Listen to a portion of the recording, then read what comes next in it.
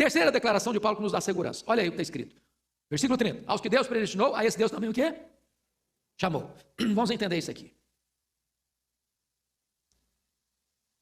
Há dois chamados na Bíblia, dois chamados. Há um chamado geral e há um chamado específico. Há um chamado dirigido aos ouvidos e há outro chamado dirigido ao coração. Por exemplo, foi Jesus quem disse: muitos são chamados, poucos escolhidos. Jesus Cristo disse: olha, eu tenho ainda outras ovelhas que estão aqui nesse aprisco. Quer dizer o seguinte, Deus tem eleitos, Deus tem muito povo ainda, que ao ouvirem a voz do pastor vão atender. Então, você acha que tem gente escolhida por Deus em São Paulo? Deus disse para Paulo lá em Corinto: fale e não te cales, porque eu tenho muito povo nessa cidade. Tem muita gente que pensa: se tem esse negócio de predestinação existe mesmo, para que eu vou pregar? Mas é por isso que eu preciso pregar mesmo. A predestinação não tira o ímpeto evangelístico, ao contrário, dá a ele garantia de segurança. É porque Deus tem muito povo na cidade, é que eu preciso pregar. É porque Ele tem outras ovelhas que ainda não estão no aprisco, é que eu preciso alçar a voz do evangelho, porque aqueles que são ovelhas, quando ouvem a voz do pastor, esses atendem a voz do pastor. O Espírito Santo vai lá, tira a venda dos olhos, vai lá, tira o tampão dos ouvidos, vai lá, tira o coração de pedra e dá um coração de carne. Louvado seja Deus. Deus chama e chama eficazmente. Chama a que hora? Chama na rua. Em que lugar? Chama na rua. Chama na igreja. Chama no campo de futebol. Chama no bar da esquina. Chama na boate. Chama até lá no carnaval. Chama! Ô irmãos, é uma coisa maravilhosa. Eu tive uma experiência há alguns anos que marcou muito a minha vida. Eu resolvi com a igreja, lá em Vitória, que naquele ano eu não ia fazer retiro. Eu ia para o carnaval evangelizar. Preparei 60 jovens, botamos o uniforme, montamos uma barraca lá no corredor do carnaval. E folheto, água gelada e evangelização. E eu tive uma experiência marcante. Muita gente, 30% das pessoas que pulam carnaval são desviadas de igreja. 30%. E ali, às vezes eu digo: não, um camarada pulando carnaval, bebendo cachaça, nunca vai ouvir o evangelho, pois o evangelho é o poder de Deus, até para alcançar um drogado, até para alcançar um bêbado, até para alcançar um camarada que está lá como um fulião. Você chega e fala de Jesus para o camarada, confrontam com o poder do evangelho, daqui a pouquinho o coração se dobra, as lágrimas vêm, a garrafa de cachaça é entornada, e o cara volta para casa chorando, confessando os seus pecados, e acertando a sua vida com Deus.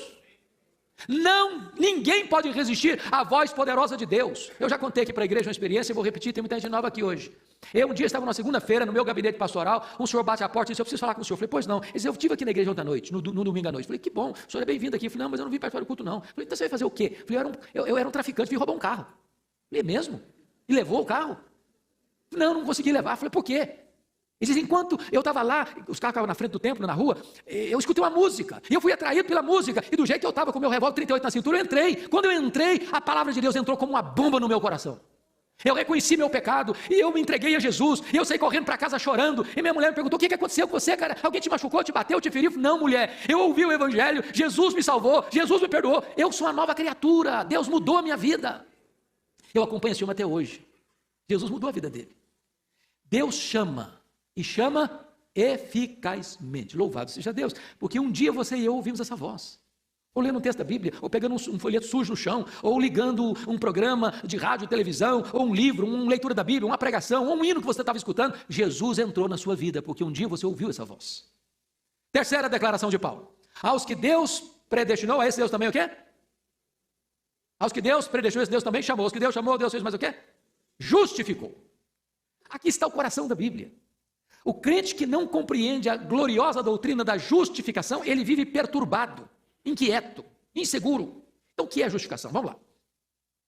Essa é uma palavra jurídica, essa é uma palavra forense.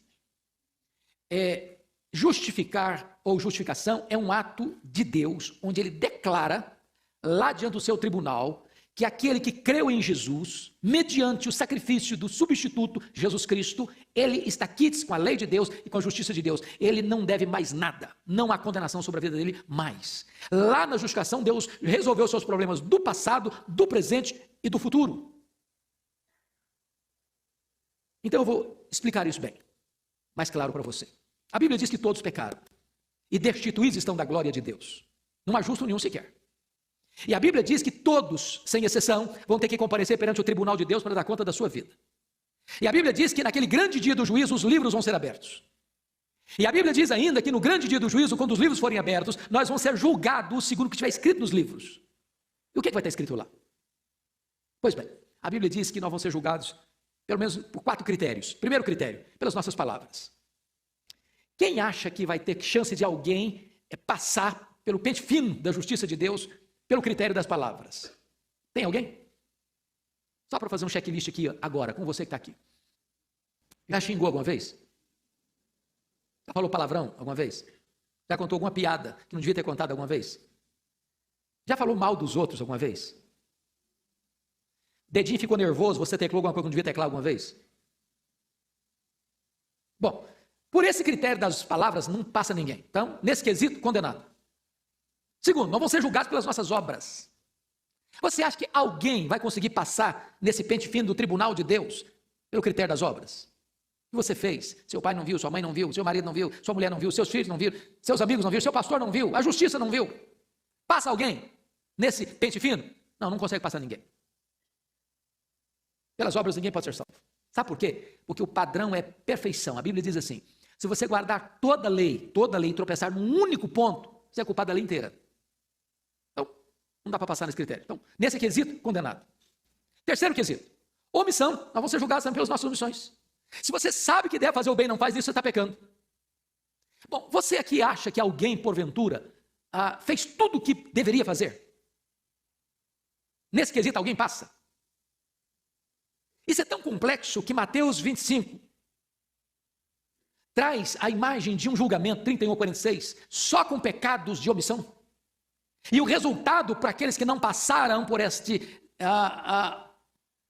processo é: apartai-vos de mim, malditos, para o fogo eterno, preparado para o diabo e seus anjos. E quando as pessoas perguntam, mas por quê? E eles dizem, olha, eu estive com fome, eu estive com sede, eu estive doente, eu estive preso, eu era forasteiro. E você não me resolveu o problema. Mas quando é que te vimos? Não é comigo não, é para cada uma pessoa que você deixou de assistir. Em outras palavras, nesse quesito, omissão, também condenado.